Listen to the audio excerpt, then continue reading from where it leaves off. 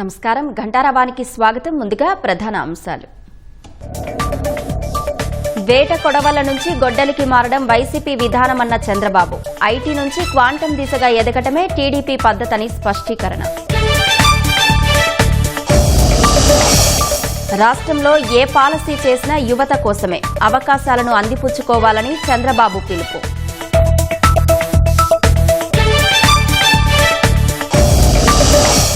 SIR నిర్వహణకు supreme court green signal. ఎన్నికల సంఘం అధికారాలను సమర్థించిన ధర్మాసనం.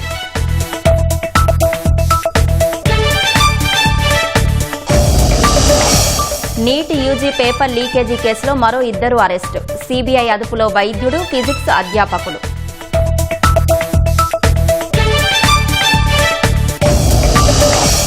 భారత్లో ఎబోలా కేసులు లేవన్న కేంద్రం. WHO ప్రోటోకాల్స్ పాటిస్తున్నట్లు వెల్లడి.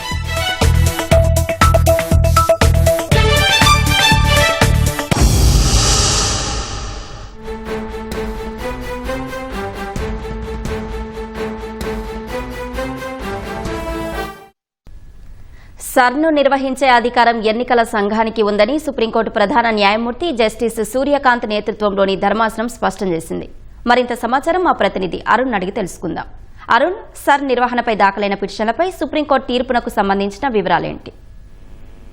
సర్ నిర్వహించేటువంటి విషయంలో కేంద్ర ఎన్నికల సంఘానికి పూర్తి అధికారాలు ఉన్నాయని చెప్పి సుప్రీంకోర్టు స్పష్టం చేసింది. ఈ మేరకు బీహార్తో పాటుగా పలు రాష్ట్రాల్లో సర్ నిర్వహిస్తున్నటువంటి వ్యవహారంపై గతంలో సుప్రీంకోర్టు ముందుకు పలువురు రాజకీయ పార్టీలకు సంబంధించినటువంటి ప్రతినిధులు పిటిషన్లు దాఖలు చేశారు. ఈ పిటిషన్ల పైన పూర్తి స్థాయిలో విచారించినటువంటి ధర్మాసనం justice CJ justice Suryakant, justice Jayamala బాగ్చితో కూడినటువంటి ధర్మాసనం ఈ రోజు తుది తీర్పును వెలువరించింది.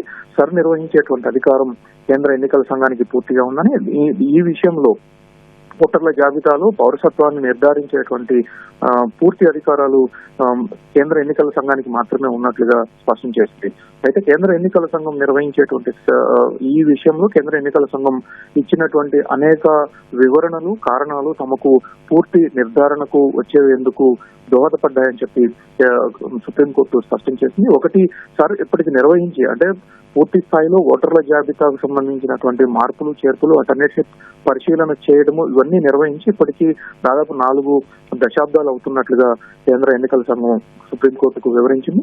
అదే సందర్భంలో ఎప్పటికప్పుడు ప్రజలకు సంబంధించినటువంటి మూవ్మెంట్ ఎక్కువగా ఉంటుంది కాబట్టి, అంటే గ్రామీణ ప్రాంతాల నుంచి పట్టణ ప్రాంతాలకి, పట్టణ ప్రాంతాల్లో ఉన్న వారు కూడా ఒక ప్లేస్ నుంచి మరొక ప్లేస్ కి మారుతున్నటువంటి పరిస్థితులు ఉన్నాయి. వీటన్నిటిని ఎప్పటికప్పుడు నిర్వహించాల్సినటువంటి పరిస్థితి ఉన్నప్పటికీ కొన్ని కారణాల రీత్యా వాటిని నిర్వహించలేకపోయామని, అవి ఇప్పుడు ఎన్నికలకు సిద్ధమవుతున్నటువంటి రాష్ట్రాల్లో అలాంటి వాటిని నిర్వహించడం వల్ల ఓటర్ల జాబితా రూపొందించే క్రమంలో తమకు పూర్తి స్పష్టత వస్తుంది.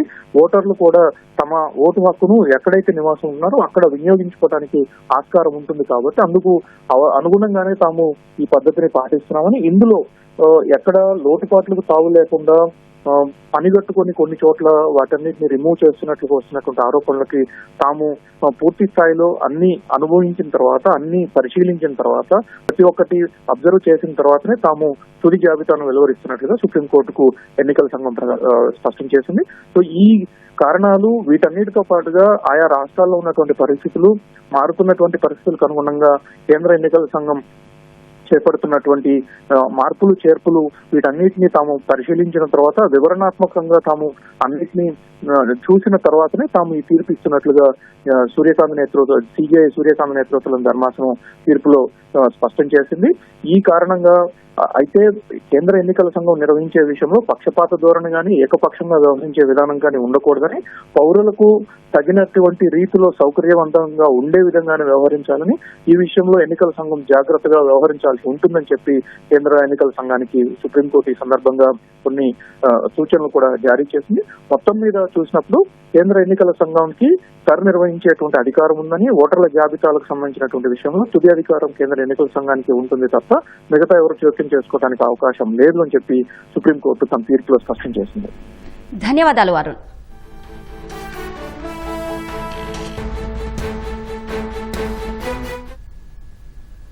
భానుడి భగభగలకు రాష్ట్రమంతా వేడిగాలులు వీస్తుంటే మరోపక్క పలు జిల్లాలో మాత్రం వర్షం బీభత్సం సృష్టించింది.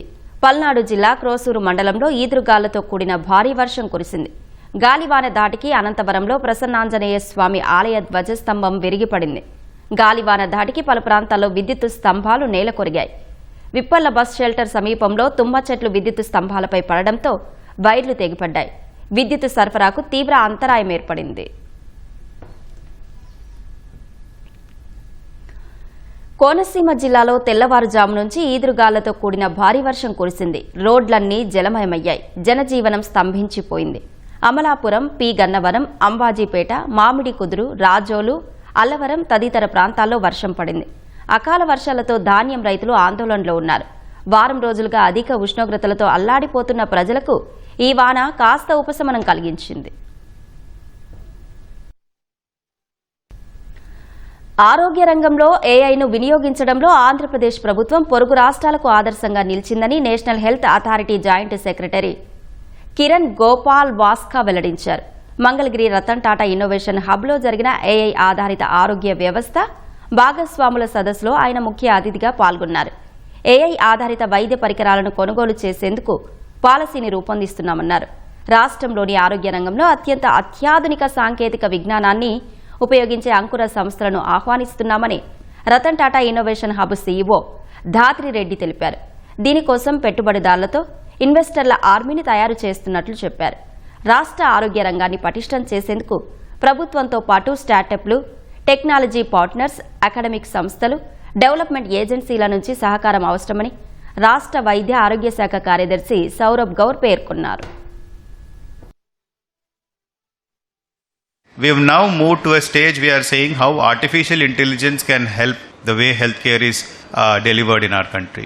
I must say Andhra Pradesh has been by far early starter and has much ahead compared to many of the states in the country.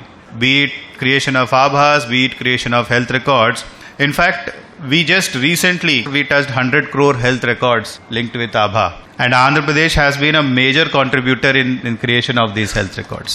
The first part is the health infrastructure. That in Andhra Pradesh we have strived to make a very robust digital health infrastructure. Today we have 96.8% ABHA coverage in our state. We have also been the leader in adoption of the health facility ID and the health professional ID. So today HFR ID in public health we have completed for private healthcare also.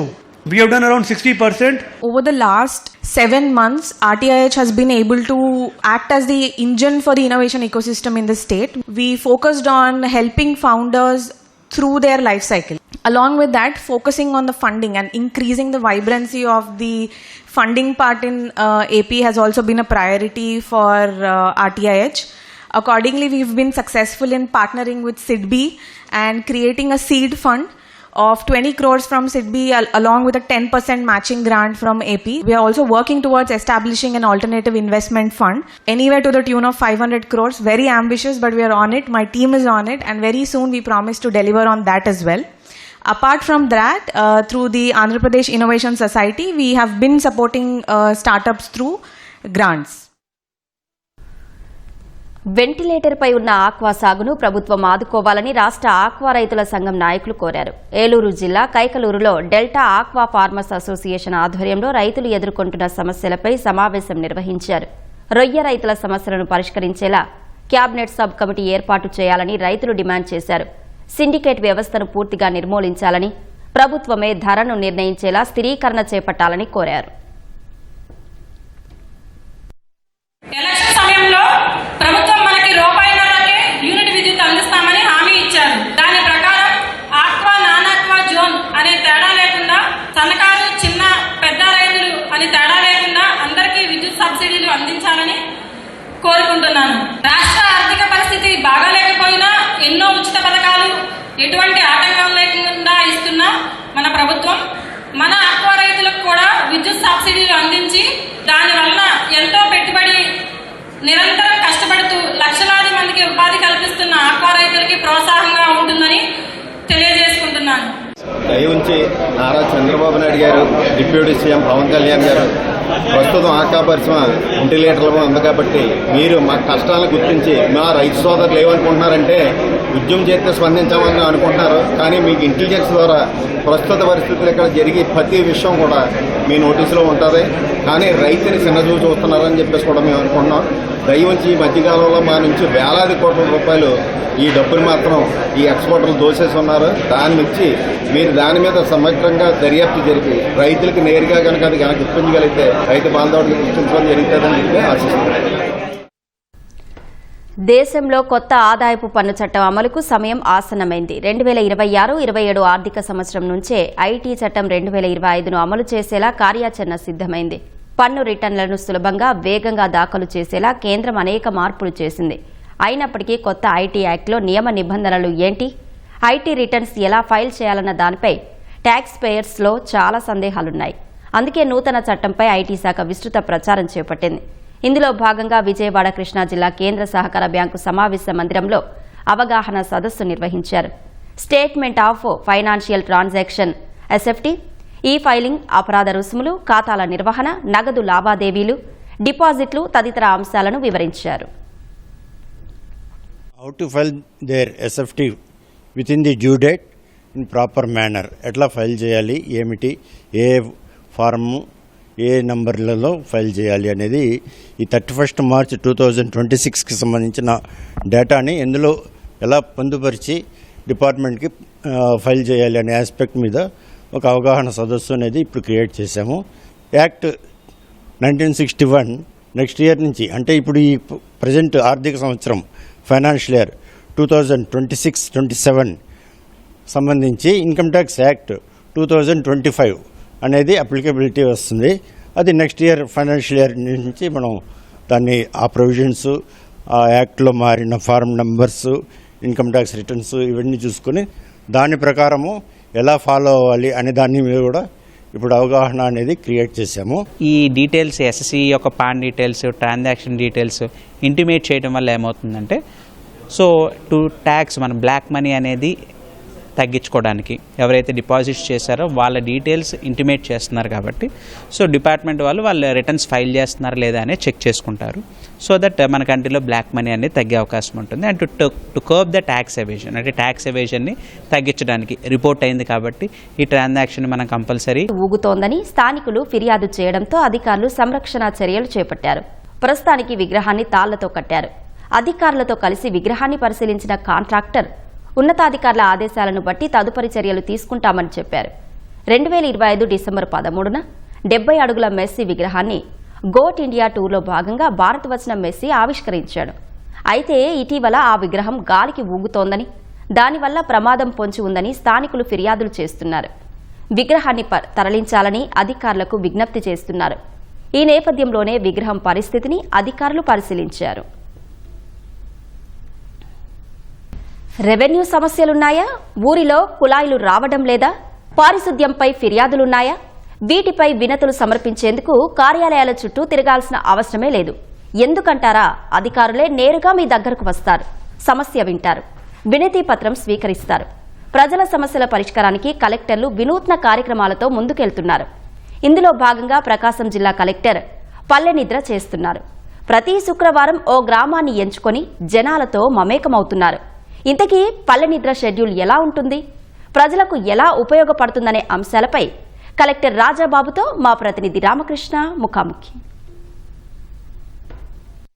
ప్రజా సమస్యలను ప్రజలు అధికారుల దగ్గరికి తీసుకోవటం ఒక ఎత్తు అయితే, నేరుగా అధికారులే గ్రామాలలోకి వెళ్ళి వారి సమస్యలు తెలుసుకోవడం ప్రకాశం జిల్లా కలెక్టర్ రాజాబాబు తీసుకున్నటువంటి ఈ కొత్త అంశం అయితే మాత్రం ఈ గ్రామస్తుల్లో కొంత ఉత్సాహాన్ని నింపుతుంది. ఈ పల్లె నిద్ర ఏంటి, ఈ ఏవేవి అంశాలు ప్రధానంగా ఈ పల్లె నిద్రలో వస్తున్నాయనే అంశాలను పూర్తిగా తెలుసుకోవడానికి అయితే మటు మనతో పాటు కలెక్టర్ రాజాబాబు ఉన్నారు. ఆయన అడిగి తెలుసుకుందాం. సార్, ఈ పల్లె నిద్ర కాన్సెప్ట్ అసలు ఎందుకు తీసుకున్నారు, అలాగే పల్లె నిద్రలో వచ్చిన ప్రధానంగా సమస్యలు ఏంటి? పల్లె నిద్ర అనేది కాన్సెప్ట్ ఎందుకు వచ్చింది అని అంటే కనుక, మనకి వాట్సాప్ ద్వారా కొన్ని పిటిషన్స్ ఇస్తున్నారు, అదేవిధంగా ఆఫీస్కి వచ్చి కొన్ని పిటిషన్స్ ఇస్తున్నారు. తర్వాత మనం ప్రతి సోమవారం కూడా పీజీఆర్ఎస్ కండక్ట్ చేస్తున్నాము, మీకోసం కార్యక్రమంలో కూడా వాళ్ళు కూడా పిటిషన్స్ ఇస్తున్నారు. సో ఇంకా కొంతమంది యాక్చువల్గా అయితే కనుక ఫీల్డ్లో నుంచి వాళ్ళకి ఎవరికి చెప్పాలో తెలియని పొజిషన్లో వాళ్ళు కొంత అసంతృప్తితో ఉన్నారు. తర్వాత కొంత ఎవరిని అప్రోచ్, వాళ్ళకున్న సమస్య ఏంటి, ఎవరిని అప్రోచ్ అవ్వాలనేది కూడా వాళ్ళకి తెలియని పరిస్థితి ఉంది. సో తర్వాత మనం ఈ పీజీఆర్ఎస్ ద్వారా చేస్తున్నటువంటి రిజాల్వ్ చేస్తున్న ఇష్యూస్లో అక్కడ సాటిస్ఫాక్షన్ అయ్యారా లేదా అనేది కూడా మనకి అంత క్లారిటీగా లేదు. సో ఐ థాట్ ఏంటంటే ఒకసారి ప్రజలతో మనం కొంత గడిపితే దాన్ని ఆటోమేటిక్గా అక్కడ అసలు ఏమున్నాయి సమస్యలు, మనం తీరుస్తున్న దాని మీద వాళ్ళు అసలు సాటిస్ఫై అవుతున్నారా లేదా, లేదంటే కనుక అన్ని సమస్యలు మన దగ్గరికి వస్తున్నాయా లేవా అనేది కూడా తెలుసుకుంటానికి ఉపయోగపడుతుందనే ఉద్దేశంతో ఈ పల్లె నిద్ర కార్యక్రమం అనేది పెట్టడం జరిగింది. సో ఇప్పుడు వరకు కూడా ఒక 4 కాన్స్టిట్యున్సీస్ మనం చేశాము. ఇది ఇప్పుడు నెక్స్ట్ కూడా అది కంటిన్యూ అవుతుంది. సో దీని యొక్క ముఖ్య ఉద్దేశం ఏంటంటే ఒకసారి ఒక ఆఫీసర్గా మనం ఏ రోజు డెడికేటెడ్ రోజు ఒక రోజు ప్రతి శుక్రవారం అని మేము అనుకున్నాము. శుక్రవారం నాడు కలెక్టరే ఒక విలేజ్ వెళ్ళి మొత్తం ఆఫీసర్స్ అందరూ కూడా అక్కడే ఉంటారు. ఆ విలేజ్లో ఉన్నటువంటి సమస్యలు తెలుసుకోవడం అనేది ఒకటి. తర్వాత ఆ మండలానికి సంబంధించినటువంటి విలేజెస్ ఎన్నైతే ఉన్నాయో అన్ని విలేజెస్కి ఒక్కొక్క ఆఫీసర్ మార్నింగ్ వెళ్ళి, సో కలెక్టర్ గారు ఇట్లా పల్లె నిద్ర చేస్తున్నారు పలానా మీ మండలంలో పలానా ఊర్లో, సో మీరు ఏదైనా సమస్యలు ఉంటే మీరు వచ్చి చెప్పొచ్చు, లేదంటే మాకైనా ఇస్తే మేమైనా చెప్తాము, అందుచేత మేము వచ్చామని చెప్పేసి మన ఆఫీసరే వాళ్ళ దగ్గరికి వెళ్తాడు. సో వెళ్ళి వాళ్ళ సమస్యలు ఏమున్నాయో ధైర్యంగా స్వయంగా అతనే చూస్తాడు. సో దట్ ఫిజికల్గా ఆయన చూస్తే దానికి ఒక ఐడియా ఉంటుంది. సో చూసి ఆ సమస్యను నోట్ చేసుకుని, అది ఒకవేళ పెద్ద సమస్య కలెక్టర్కి చెప్పవలసింది ఉంటే కనుక మీరు కూడా రండి అని చెప్పేసి వాళ్ళని తీసుకురావడం, లేదంటే ఆ సమస్యను ఆయన నోట్ చేసుకుని అవన్నీ కూడా ఒక లిస్ట్ అవుట్ చేసుకుని సాయంత్రానికల్లా అక్కడికి రావడం అనేది జరుగుతుంది. ప్రజలతో మనం మాట్లాడుతూ ఉంటాం. సో ఆ రాత్రి అంతా మాట్లాడినప్పుడు వాళ్ళ సమస్యలకి చెప్పడంతో పాటు టైం అనేది చాలా ఇంపార్టెంట్. అంటే మా సమస్య విన్నారు, మా సమస్యను పట్టించుకుంటున్నారు అనే ఒక నమ్మకం అయితే ఈ పల్లె నిద్ర ద్వారా ప్రజల్లో కలిగింది. సో చాలా సాటిస్ఫై అవుతున్నారు. సో ఐ థింక్ ఇప్పుడు ఇది మనం ఇంకా కూడా ఈ జిల్లాలో కంటిన్యూ చేసుకుంటూ వెళ్తూ ఉంటాము.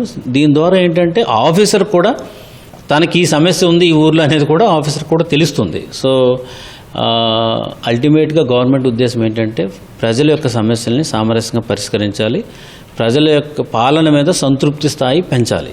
ఈ రెండే ఉన్నాయి కాబట్టి ఈ పల్లె నిద్ర దానికి దోహదపడుతుందని నేను నమ్ముతున్నాను. అంటే ఇప్పటి వరకు 3-4 నియోజకవర్గాల వరకు తిరిగారు. ప్రధానంగా ప్రజల నుంచి ఎక్కువగా వస్తున్న అంశం ఏంటి సార్? సమస్య ఏదైనా? అఫ్కోర్స్ ఎక్కువగా వస్తున్నది రెవెన్యూ సమస్యలు వస్తున్నాయి. రెవెన్యూ సంబంధించి రెవెన్యూ రికార్డులో మా పేరు లేదని, తర్వాత నేను సాగు చేసుకుంటా నాకు పట్టా ఇవ్వలేదని, తర్వాత మా పట్టాదారు పాస్బుక్స్ మాకు ఇంకా రాలేదని చెప్పేసి, తర్వాత ఒక సమస్య మీద మేము ఎక్కువ రోజులు తిరుగుతున్నాం అనేది అదొకటి. రెండో స్థానంలో పంచాయతీరాజ్కి సంబంధించినటువంటి అంశాలు కూడా కొన్ని ఉన్నాయన్నమాట దాంతో. సో ఎక్కువగా అయితే మాత్రం రెవెన్యూ సంబంధించిన సమస్యలే వస్తున్నాయి. అంటే పల్లె నిద్ర ద్వారా ఇటు అధికారులకి అలాగే స్థానికంగా క్షేత్రస్థాయిలో ఉన్న గ్రామస్తులకి మీరు ఏదైనా సూచన తెలుసుకున్నారు? పల్లె నిద్ర ద్వారా నేను చెప్పేది ఏంటంటే గ్రామస్తులు అందరూ కూడా మీ కలెక్టర్ మీ ఊరు వస్తున్నాడు, మీ మండలానికి వస్తున్నాడు కాబట్టి మీరు ఏదైనా సమస్య ఉన్నప్పుడు అక్కడికి రావచ్చు. సో కలెక్టర్తో మీరు మాట్లాడవచ్చు అండ్ అక్కడే మీకు పరిష్కారం దొరుకుతుంది. ఫైనాన్షియల్కి సంబంధించింది కాకుండా ఏ అంశం ఉన్నప్పటికీ కూడా అక్కడికక్కడ సాల్వ్ చేయడం జరుగుతుంది. ప్రభుత్వం ప్రజల సమస్యలు తీర్చాలనే ఉద్దేశంతో మీ ఊరు వచ్చి మీ ముందుకు వస్తుంది కాబట్టి దీన్ని సద్వినియోగం చేసుకుని మీ సమస్యల పరిష్కారం చేసుకోవాలని చెప్పి ఈ సందర్భంగా తెలియజేస్తున్నాను. రైట్, ఇది మొత్తంగా చూసుకోవచ్చు. ఏదైతే సమస్యతో కలెక్టరేట్ చుట్టూ తిరగాల్సిన అవసరం లేదు, నేరుగా కలెక్టర్కే మీ గ్రామానికి వస్తారు, మీ సమస్యను నేరుగా వింటారు అని చెప్పి కూడా రాజాబాబు చెప్తున్నారు. అలాగే ఏదైతే రెవెన్యూకి సంబంధం లేకుండా ఏదైతే తక్షణం పరిష్కారం అయ్యే అంశాలను అయితే మాత్రం ఆ స్పాట్లోనే పరిష్కరించే దిశగా అయితే మాత్రం అధికార యంత్రాంగం అడుగులు వేస్తుంది. అదేవిధంగా మిగిలిన ఏదైతే క్షేత్రస్థాయిలో ఉన్న గ్రామస్తులు కూడా నేరుగా కలెక్టర్ వద్ద తమ సమస్యలు చెప్పుకోవచ్చు అని కూడా కలెక్టర్ రాజాబాబు అభిప్రాయం వ్యక్తం చేస్తున్నారు. కెమెరామెన్ శ్రీనివాస్తో రామకృష్ణ, ITV న్యూస్, ప్రకాశం జిల్లా, ఒంగోలు నుంచి.